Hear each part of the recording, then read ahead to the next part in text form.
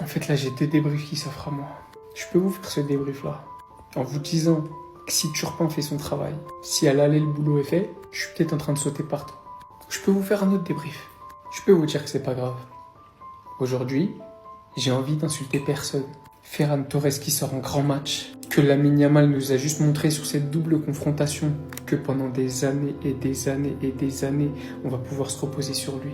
Qu'aujourd'hui, on a eu des hommes avec des cojones grosses comme le monde. Parce qu'après avoir mangé un crampon, ce malade mental, il a mis un pansement et il s'est relevé pour presser comme un fou. Je peux vous dire qu'aujourd'hui, il nous a manqué. Quand je vois les espaces qu'il y avait devant, ouais, Rafinha me refait du bien. Mais en fin de compte, je sais ce que vous voulez. Aujourd'hui, les Barcelonais seront fiers et avec moi du match, même s'il y a beaucoup de frustration. Vous voulez nous faire parce qu'on a mis des photos de profil. Allez-y, c'est pas grave, c'est le jeu.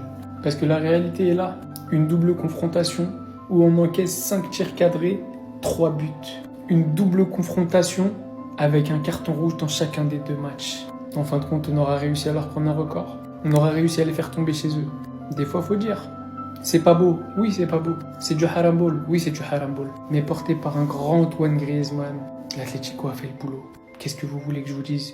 Ils ont décidé d'abandonner la Liga. Maintenant, bon courage à ceux qui vont les affronter. Parce que croyez-moi, que vous le vouliez ou non, l'Atlético, c'est une équipe très très dure à vaincre. Ils ont été plus réalistes. Ils se sont tenus à leur plan de jeu. Bravo à eux. On prendra notre Liga et on reviendra plus fort l'année prochaine. Et l'année prochaine, là, préparez-vous. Il n'y a pas dans le monde du football aujourd'hui plus frissonnant que ce garçon.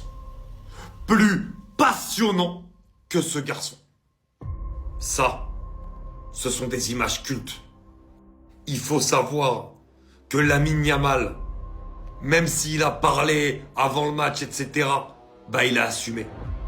Dans les 5 premières minutes, il met son équipe sur les bons rails. Techniquement, il fait un match extraordinaire. C'est lui qui donne la passe décisive pour Ferran, l'extérieur du pied pour Fermin qui aurait dû se finir en but. À l'image de l'équipe, on l'a un peu moins vu sur la fin de match. Mais globalement, les 2 matchs qu'il a sortis. En fait, je suis tellement écœuré parce que contre l'Inter, il sort peut-être sa plus belle performance et une des plus belles performances all-time du football sur les 2 matchs. Et je suis pas loin de penser que techniquement contre l'Atlético, même c'est pas au niveau de l'Inter, c'est 2 matchs aussi qui sont à un niveau extraordinaire. Et malheureusement, l'histoire retiendra que de ces 2 confrontations à chaque fois, il ne sortira pas vainqueur. Alors qu'on est peut-être sur 2 confrontations qui resteront historiques en termes de niveau affiché par Lamine Yamal. Et ça, c'est vraiment regrettable. Il est jeune, il a encore le temps d'apprendre. Mais les gars, si ce soir vous me dites pas que Lamine Yamal il vous a fait sauter de votre canapé et comme au match aller, si vous me dites que ce soir il vous a pas choqué en passant 4, 5, 6 joueurs d'une facilité aisante, qu'il n'y a pas des gestes qui vous ont choqué, vous me direz peut-être les gestes font pas gagner un match. Mais lui il a tout fait avec ses gestes pour faire gagner le match à son équipe ce soir. Lamine, sache que tu es un grand joueur. Tu n'as pas encore une grande équipe, mais tu es un grand joueur. S'il y en a bien un qui doit être fier de lui, malgré l'élimination, c'est Lamine Yamal. S'il y en a un qui peut rentrer la tête haute dans le vestiaire, c'est lui. Il aura fait son maximum sur le match aller, sur le match retour. Alors oui, l'élimination va faire du mal, mais c'est de l'expérience. C'est de l'expérience, mon petit. Un jour, ça va te sourire. Ça va lui sourire, parce qu'il mérite, il mérite. C'est juste que là, il y a des problèmes. Il y a des problèmes financiers au club. On peut voir, il y a trop de postes où il y a des mauvais joueurs. Il y a des joueurs moyens. Mais lorsque le Camp Nou va être fini, lorsque le Barça va retrouver une stabilité financière, ils vont pouvoir attirer des joueurs qui vont mettre en avant Lamine Yamal. Parce qu'avec une équipe comme ça, la vérité, je le dis depuis, tu peux pas gagner une Ligue des Champions. Il y a trop de faiblesses, il y a trop de points faibles, il y a trop de joueurs moyens bons. Donc tu peux pas gagner une Ligue des Champions comme ça. Mais quand le Barça va se relever, parce que le Barça sera toujours un club attractif. Donc quand le Barça aura une meilleure situation financière, il y a des meilleurs joueurs qui vont venir et vous allez voir. Parce qu'avec le talent qu'il a, c'est impossible que dans les 5 prochaines années, il prenne pas une Ligue des Champions. Je vois large quand je dis 5 ans. Mais parce qu'il est jeune, dans 5 ans, il aura que 23 ans. Donc en vrai, il a le temps, lui. Mais il mérite.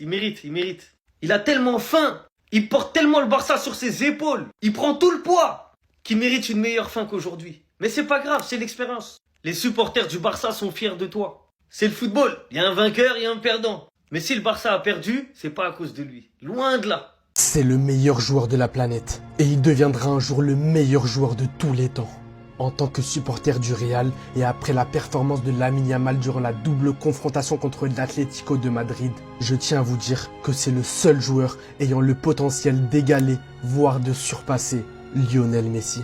Lionel Messi qui a battu tous les records a remporté son premier ballon d'or à 22 ans. Il a 18 ans. Aucun joueur de l'histoire du football n'a fait ce que fait Lamine Yamal à 18 ans. Beaucoup comparent Lamine Yamal avec Neymar, mais pour moi, il l'a déjà surpassé. Vous voyez, c'est pour ça que je ne cesse d'avoir beaucoup plus de respect pour ce joueur. Aujourd'hui, mis à part cela, qu'est-ce qu'il pouvait faire de plus? Rien que la première occasion qu'il a eue à la 30e seconde. Tu fais poursuivre cela par cette implication au pressing qui te permet de récupérer le ballon haut sur le terrain, d'être lancé en profondeur et à la 4e minute, d'avoir déjà mis ton équipe à un seul but d'écart. Alors qu'on considérait ça comme infaisable. Durant tout le match, des prises à 3, des prises à 4, des prises à 5. Malgré cela, il restait l'un des plus matures sur le terrain. Même quand ça ne tournait pas à son avantage et à son équipe, devinez qu'il était là pour demander à ses coéquipiers d'arrêter de se plaindre et de continuer à jouer. Faisant preuve d'un professionnalisme hors norme, d'une maturité exceptionnelle. La Ligue des Champions, ça ne sera malheureusement encore pas pour toi. Le chemin s'arrête avant les demi-finales. Mais ce qui est sûr, c'est que la saison est encore hors norme, encore exceptionnelle. Et l'une des plus complètes à l'heure d'aujourd'hui.